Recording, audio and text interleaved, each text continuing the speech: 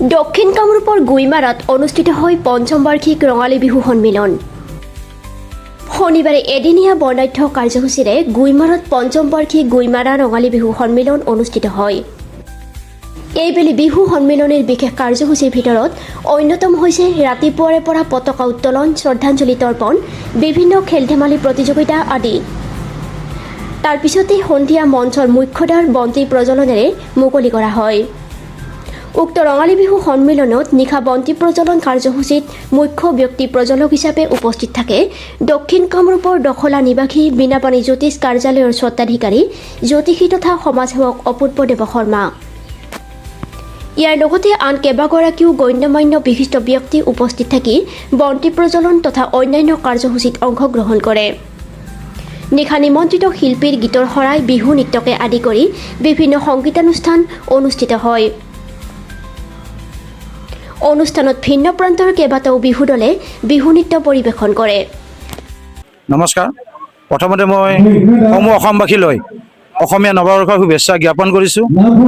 আজি গুইমাৰা ৰঙালী বিহু সন্মিলনে এইবেলি তেখেতসকলে 5 বছৰ ভৰি দিলেহি তেখেতসকলে এই ৰঙালী বিহু অনুষ্ঠান কৰি, আৰু এই অনুষ্ঠানত তেখেতসকলে মই আমন্ত্ৰণ কৰি আনি যি বন্তি প্ৰজ্বলনৰ কাৰণে দায়িত্ব দিলে তাৰ বাবে তেখেতসকলৰ ওচৰত মই চিৰকৃতজ্ঞ।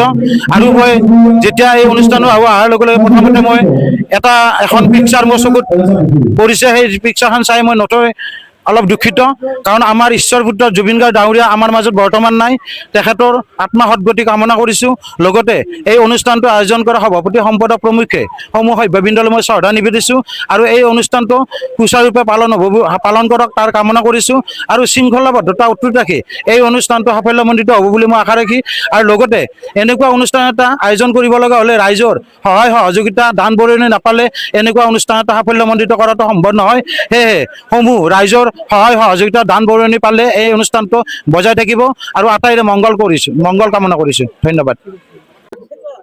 আমি অতি কষ্টৰে হ'লেও আমাৰ যিখিনি কৰ্মকৰ্তা গোটেইখিনিয়ে লগ লাগি আজি আমি আহি 5টি বছৰ পাৰ কৰিলোঁ আজিলৈকে, আৰু এই ক্ষেত্ৰত সমূহ ৰাইজৰ আমি সহায় সহযোগিতাও পাইছোঁ। গতিকে চবৰে মৰমো পাইছোঁ, আশীৰ্বাদো পাইছোঁ। তেনেকৈ আমি অনুষ্ঠানটি চলাই লৈ গৈছোঁ, আৰু আমি অদূৰ ভৱিষ্যতেও এই অনুষ্ঠানটি আমি বহুত দূৰ আগুৱাই লৈ যাম বুলি আমি প্ৰতিশ্ৰুতি দিছোঁ ৰাইজক। আৰু আমাৰ দিনত থাকিলে বিভিন্ন ধৰণৰ কাৰ্যসূচী থাকিলে, লগতে সৰু ল'ৰা ছোৱালীৰ খেল ধেমালি আছিলে, কুইজ প্ৰতিযোগিতা আছিলে, এনেকুৱাকৈ কবিতা আবৃত্তি, এনেকুৱা ল'ৰা ছোৱালীৰ মানে শৈক্ষিক দিশটোৰ প্ৰতি লক্ষ্য ৰাখি কিছুমান এনেকুৱা ধৰণৰ অনুষ্ঠান আমি পাতিছোঁ। লগতে গধূলি আমাৰ এইটো চবৰে প্ৰিয় একক আধুনিক নৃত্য প্ৰতিযোগিতা, সেইখনো পাতিছোঁ আমি। কিন্তু এটা কথা কৈ দিছোঁ যে যিহেতু আমাৰ মাজত আমাৰ হিয়াৰ আমঠু জুবিন গাৰ্গ দাদা নাই, গতিকে তেখেতৰ স্মৃতিত আমি এইটো আমাৰ যিটো প্ৰগ্ৰেম আমি উৎসৰ্গা কৰিছোঁ, আৰু অকল তেখেতৰ গানতে যে নাচিব পাৰিব সেইটো আমি চবকে কৈ দিছোঁ। গতিকে সমূহ ৰাইজলৈ বিনম্ৰ অনুৰোধ যাতে তেখেতসকলে নিজৰ দায়িত্ব নিজেই পালন কৰি সুচাৰুৰূপে আমাক অনুষ্ঠানটি পালন কৰিবলৈ উৎসাহ যোগায়।